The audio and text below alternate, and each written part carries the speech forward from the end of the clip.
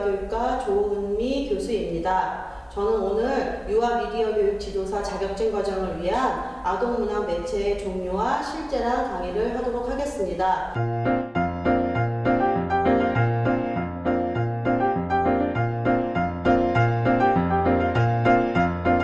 그럼 첫 번째로 아동문학의 매체의 종류에 대해서 설명해 드리도록 할 건데요. 첫 번째로는 이제 그림 동화를 이야기할 수 있습니다. 그림 동화의 정의를 살펴보면 그림 동화라고 하는 것은 동화의 기초를 두고 그림들을 이야기 순서대로 정리하여 그림과 함께 들려주는 동화 전달 매체의 한 종류라고 할 수 있습니다. 이러한 그림 동화를 이제 선정할 때 유의점이 몇 가지 있는데요. 첫 번째로 질 높은 그림책을 선택하여야 되겠습니다. 또한 두 번째로는 기승전결의 플롯이 확실하게 이해되고 있고 유아가 이해하기 쉽게 이야기가 전개되어져 있는 책들이 좋은 그림책이라고 할 수 있습니다. 또한 세 번째로는 편견이 없는 내용이 담겨진 그림책을 선택하는 것이 좋습니다. 예를 들어서 정형화된 성 역할을 나타냈다거나 아니면 다문화, 장애, 동물들에 대해서 부정적인 태도를 보이는 그림책은 좋은 그림책이 아니라고 할 수 있습니다. 또한 네 번째로 필요한 부분을 잘 선택해서 유아에게 적절하게 제시할 수 있는 작품을 선택하는 것이 중요하다고 할 수 있습니다. 다음으로는 낮장식 동화에 대해서 설명하도록 하겠습니다. 낮장식 동화라고 하는 것은 동화의 장면을 몇 장의 그림으로 낱장 표현해주는 그림이라고 할 수 있습니다. 그래서 한 장씩 한 장씩 뒤로 넘겨가면서 아이들에게 제시해주는 동화의 한 방법이라고 할 수 있습니다. 이러한 낮장식 동화 제작의 유의점을 살펴보면 첫 번째로는 동화의 내용의 가장 중요한 부분을 잘 선택하도록 하여야 합니다. 왜냐하면 낮장식 동화는 동화 전체의 장면을 이렇게 보여주는 것이 아니기 때문에 동화책에 있어서 가장 중요한 장면, 제일 처음에 있는 도입, 상승, 정점, 하강, 결말에 적합한 내용을 잘 선택하는 것이 중요하다고 할 수 있습니다. 또한 선택한 내용을 몇 장의 동화로 구성할 것에 대해서도 고민을 해야 되는데요. 유아의 경우는 15장을 넘지 않는 것이 적절하다고 할 수 있습니다. 대부분 낮장식 동화는 교사의 무릎이나 탁자 위에 세워서 제시하기 때문에 두꺼운 종이를 선택해서 제작하는 것이 좋다고 할 수 있습니다. 또한 세 번째로는 등장인물이 여러 번 나올 경우 한 등장인물은 같은 색으로 제시해서 혼돈을 좀 이렇게 누그러뜨리는 것이 좋을 수 있습니다. 또 다음 번째로는 그림판 뒷면에 내용을 적은 대사판을 적어 놓는 게 좋습니다. 그런데 반드시 주의할 점은 맨 첫째 장의 내용은 맨 마지막 그림장 뒷면에 붙여 놓으셔야지 실수가 없다고 할 수 있습니다. 또한 낮장식 동화 제시 시 유의점이 있는데요. 제시하기 전에 낮장식 동화의 순서를 잘 매치를 해 놓으셔야 됩니다. 간혹 가다가 낮장식 동화가 순서가 이렇게 뒤에 엉켜서 내용을 전달하는데 어려움을 겪는 경우가 생기지 않도록 하는 것이 좋습니다. 또한 두 번째는 낮장식 동화의 높이나 유아의 거리 이런 것들을 고려해서 아이들이 모두 잘 볼 수 있게 위치를 잘 선정해서 제시하는 것이 좋다고 할 수 있습니다. 또한 내용이 점직적인 만큼 어떤 것이 나올까라는 기대감이 들게 제시하는 것이 좋다고 할 수 있습니다. 또한 유아들은 그림책에 어떤 낱장의 그림을 보는 것도 굉장히 좋아하지만 그 그림을 읽어주는 선생님의 표정을 같이 보면서 이 그림책에 더 몰입하는 경우가 많기 때문에 낱장 그림판이 선생님의 얼굴을 가리지 않게 아이들을 제시하는 것이 효과적이라고 할 수 있습니다. 그리고 뒷면에 적인 내용은 참고를 하되 그 뒷면에 있는 내용을 너무 읽는 중심으로 하면 아이들이 책의 내용에 집중하기 어려우니까 대부분 내용은 선생님이 미리 숙지를 하시고 뒤에 있는 내용은 참조만 하여서 제시해 주는 것이 효과적이라고 할 수 있습니다.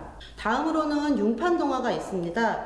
융판 동화라고 하는 것은 동화의 내용에 따라 준비된 그림의 자료를 융판이나 이런 모양으로 만들어서 띄었다 붙였다 하면서 평면적인 어떤 그림보다는 조금 더 입체적인 감을 살릴 수 있는 동화 매체의 한 방식이라고 할 수 있습니다. 융판 동화에 적합한 동화의 특성을 살펴보면 첫 번째로는 이야기가 하나씩 더해지는 이야기가 적당하다고 할 수 있습니다. 예를 들어서 커다란 순무나 배고픈 애벌레처럼 등장인물이 장면마다 하나씩 새로운 등장인물이 증가되는 이런 동화 같은 경우는 융판 동화로서 매우 적합한 동화라고 할 수 있습니다. 두 번째로는 등장인물의 수가 제한되어 있고 배경이 중요하지 않고 사건이 분명하고 간단한 이야기일수록 융판동화가 효과적일 수 있습니다. 왜냐하면 융판동화라고 하는 것은 융판이라는 하나의 공간이 딱 정해져 있기 때문에 다양한 배경을 좀 표현하기 어려운 단점이 있기 때문에 인물 중심의 어떤 사건 중심, 인물 중심의 이야기가 효과적이라고 할 수 있습니다. 또한 유머가 있고 쉽게 기억할 수 있는 그런 이야기가 적당하다고 할 수 있습니다. 예, 다음으로는 융판 동화의 어떤 예로서 제시한 동화입니다. 아까 앞서 말씀드린 것처럼 커다란 순무라는 동화책입니다. 커다란 순무는 여러분도 다 아시다시피 여러 등장인물들이 나와서 차례차례 힘을 모아서 커다란 순무를 뽑는다는 내용이기 때문에 융판 동화로서 융판에 하나씩 등장인물을 붙여나갈 수 있기 때문에 굉장히 융판 동화로서는 효과적인 어떤 작업을 할 수 있는 대표적인 동화책이라고 할 수 있습니다. 다음은 또 에릭 칼의 배고픈 애벌레라는 작품입니다. 이 배고픈 애벌레 같은 경우는 굉장히 색채감도 아름답고 등장인물도 굉장히 색감이 아름답기 때문에 융판 동화를 했을 때 굉장히 효과적인 어떤 방법을 느낄 수가 있습니다. 배고픈 애벌레 역시 약간 커다란 순무처럼 등장 과일들이 순차적으로 차례차례 나오고 이 배고픈 애벌레가 저 나오는 과일들을 하나씩 관통해 지나가는 장면이 있기 때문에 아이들이 융판 동화로 이것을 제시했을 때 굉장히 입체적인 느낌을 느끼면서 굉장히 흥미롭게 동화책에 집중할 수 있는 대표적으로 융판 동화를 하는데 가장 적합한 동화라고 이야기할 수 있습니다. 융판 동화 제작 시의 유의점을 살펴보도록 하겠습니다. 융판 위에 제시한 그림 자료는 동화의 내용을 파악한 후 배경과 등장인물들을 선정하는 것이 중요합니다. 또한 각 자료의 색깔은 융판과 각 그림이 잘 조화되도록 선정하는 것이 좋습니다. 그래서 융판의 배경을 초록색으로 하느냐, 파란색으로 하느냐, 노란색으로 하느냐, 배경 색깔이 하나로 딱 선정되어 있기 때문에 기존에 있는 그림책의 색깔을 굳이 고집하지 않고 그 배경 색깔과 색깔을 잘 맞출 수 있는 그림으로 색깔을 좀 교체해서 작업하는 것도 매우 중요하다고 할 수 있습니다. 또 세 번째로 융판 동화 제시 시의 유의점은 융판이 유아들의 시야를 가리지 않도록 거리를 잘 조정해서 제시하는 것이 효과적이라고 할 수 있습니다. 그리고 또한 그림을 순서대로 잘 정리해 두셔야 됩니다. 그래서 등장인물들을 다로 이렇게 박스 같은 데 다 모아 놓으면 선생님이 이걸 막 찾느라고 이 이야기를 전달하는데 흐름이 끊길 수가 있습니다. 그래서 선생님은 미리 이 동화를 제시하기 전에 미리 등장인물들의 순서를 잘 배치를 해 놓고 그 배치 순서에 따라 순차적으로 흐름이 끊기지 않게 잘 제시해 주는 것이 효과적이라고 할 수 있습니다. 또한 다음으로는 인형극이 있습니다. 그래서 인형극이라고 하는 것은 인형을 손이나 줄, 막대기 등에 연결해서 이야기 내용에 따라 미술, 음악, 율동들을 통합하여 표현하는 극의 한 형태라고 할 수 있습니다. 인형극의 어떤 교육적인 가치를 살펴보면 다양한 형태의 인형극을 감상함으로써 폭넓게 문학적 경험을 쌓을 수 있고 바람직한 문학 감상 태도를 아이들이 가질 수 있습니다. 또한 인형극을 감상함으로써 유아의 상상력과 창의력, 표현력을 길러줄 수 있습니다. 세 번째로는 유아가 인형극에 몰입하면 불안이나 긴장감이 해소될 수 있고 감정이입을 함으로써 자기 감정의 어떤 해소감을 느낄 수가 있습니다. 네 번째로는 인형극을 통해서 또래 간의 어떤 상호작용이 증대되고 협동심이 길러진다고 할 수 있습니다. 또한 극 중의 여러 상황들을 간접 경험을 함으로써 문제 해결력을 길러주는데 매우 효과적이라고 할 수 있습니다. 인형극의 종류를 살펴보면 첫 번째 막대 인형이 있는데요. 막대 인형이라고 하는 것은 여러 가지 그림이나 실물들을 막대기에 끼우거나 붙여서 막대기로서 이제 아이들이 제시를 하는 어떤 인형극의 한 형태라고 할 수 있습니다. 두 번째로는 테이블 인형이 있습니다. 그래서 테이블 인형이라는 것은 테이블 위에 무대를 꾸며놓고 인형을 움직이면서 이야기를 진행하는 방식이라고 할 수 있습니다. 대부분 현장에서는 세워놓을 수 있는 폐품들, 예를 들어서 뭐 상자라든가 요구르트병, 그리고 깡통, 음료수병 이런 것들을 사용해서 하는 것이 좋고요. 뭐 아이들이 쉽게 볼 수 있는 플라스틱 공이라든가 뭐 헝겊 이런 것들로 다양한 재료로 만들 수가 있습니다. 세 번째로는 손인형이 있습니다. 손인형은 장갑의 형태로 기본 형태를 만든 다음에 양말이나 면장갑 등의 단추, 천조각, 융 등을 붙여서 꿰매어서 여러 가지 형태로 만들 수가 있습니다. 양말 인형, 봉지 인형, 장갑 인형 등 소재에 따라서 다양한 인형의 형태를 만들어 줄 수가 있습니다. 네 번째로는 손가락 인형이 있습니다. 그래서 손가락 인형은 장갑 인형의 한 형태라고 볼 수도 있는데요. 장갑 인형보다 훨씬 작은 형태로 손가락이 끼워서 이제 제시할 수 있는 인형이라고 할 수 있습니다. 그래서 단순하게 움직이는 인형의 한 형태지만 아이들이 다양한 등장인물을 제시하거나 할 때는 효과적으로 사용할 수 있는 인형극의 형태라고 할 수 있습니다. 또한 다섯 번째는 그림자 인형이 있습니다. 그래서 그림자 인형 같은 경우는 막 뒤에 빛을 비추어서 평면적인 인형을 움직이면서 진행하는 것입니다. 그래서 인형의 그림자를 보면서 동화를 듣고 어떤 다른 매체보다 감정적인 호소력을 가지고 있기 때문에 유아들의 상상력을 자극하는 데 매우 효과적인 방법이라고 할 수 있습니다. 그림자 인형은 직접 그림을 그리거나 아니면 잡지, 광고물, 낡은 그림책 등에서 그림을 오려내서 막대에 달아서 그림자 인형극 무대에서 연출하는 방법들이 있습니다. 마지막으로 줄인형이 있는데 줄인형은 이제 마리오네트라고도 이야기를 하고 있습니다. 그래서 인형 몸의 각 부분을 줄이나 헝겊끈이나 철사 다양한 걸로 줄로 연결해서 조종을 하는 거라고 할 수 있습니다. 그래서 줄 인형은 줄을 어디에 연결하느냐에 따라서 동물이나 사람의 동작을 흉내내고 정교한 동작도 연출이 가능하다고 할 수 있습니다.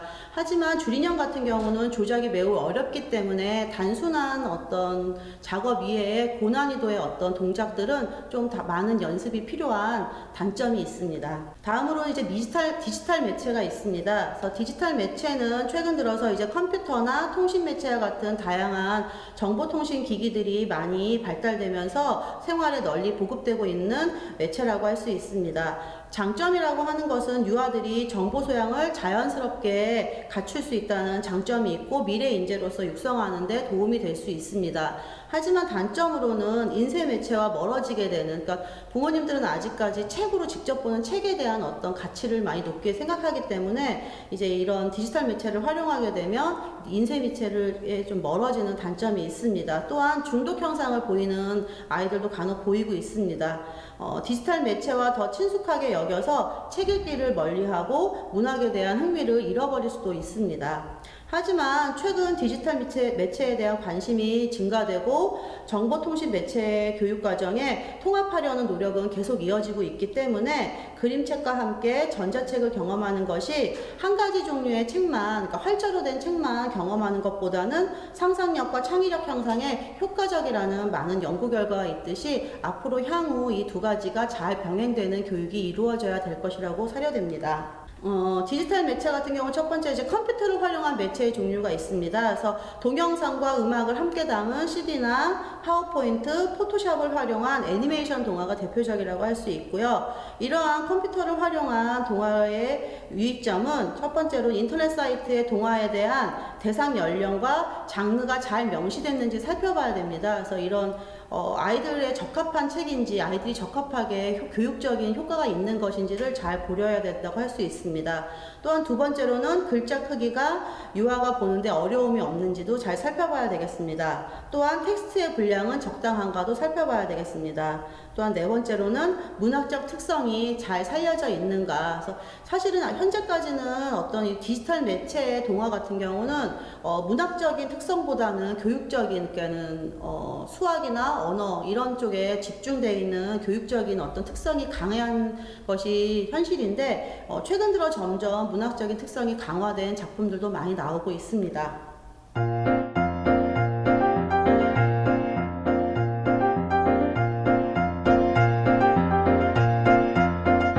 그러면 이제 컴퓨터를 활용한 실제 동화의 예로 PPT 동화 제작의 실제를 설명해 드리도록 하겠습니다. 그래서 이번 책에서는 제가 제시할 책은 누가 내 머리에 똥 쌌어라는 동화책입니다. 이 동화책은 이렇게 평면적으로 되어 있는 그림이 제시되어 있는 이런 평면적인 동화를 우리가 컴퓨터를 활용해서 파워포인트라는 어떤 프로그램을 활용해서 얼마나 입체적으로 생동감 있게 표현할 수 있는지를 실제적으로 한번 살펴보도록 하겠습니다.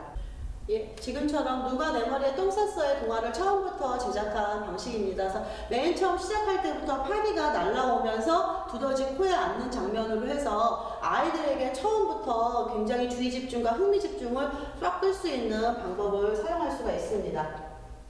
그래서 대표적으로 두더지들이 이렇게 쑥 나오고 똥을 쑥 맞은 어떤 장면들을 입체적으로 표현할 수가 있습니다. 또한 등장인물 제시 역시 이렇게 입체적으로 표현하는 어떤 장점이 있습니다. 이런 소리 효과음을 넣어서 아이들에게 주의 집중과 흥미 집중을 할 수도 있습니다. 예, 그러면 여기까지 오늘 유아 미디어 교육 지도사 자격증을 위한 과정으로서 아동문학 매체의 종류와 실제에 대한 강의를 마치도록 하겠습니다. 오늘 배운 내용은 입문 과정으로서 어떤 이론적인 내용이고요. 사실은 실제적으로 여러분들이 미디어 교육 지도사 자격증을 따기 위해서는 실제적인 실습과 또 현장 아이들에게 또 실제적으로 적용해보는 어떤 과정까지 모두 맞추어 가야 되기 때문에 향후 수업을 통해서 실제적으로 다양한 아동 매체를 제작해보고 아이들에게 그것을 실현해보는 과정을 통해서 여러분들이 유아 미디어 교육 지도사 자격증을 획득할 수 있는데 도움이 되고자 하겠습니다. 감사합니다.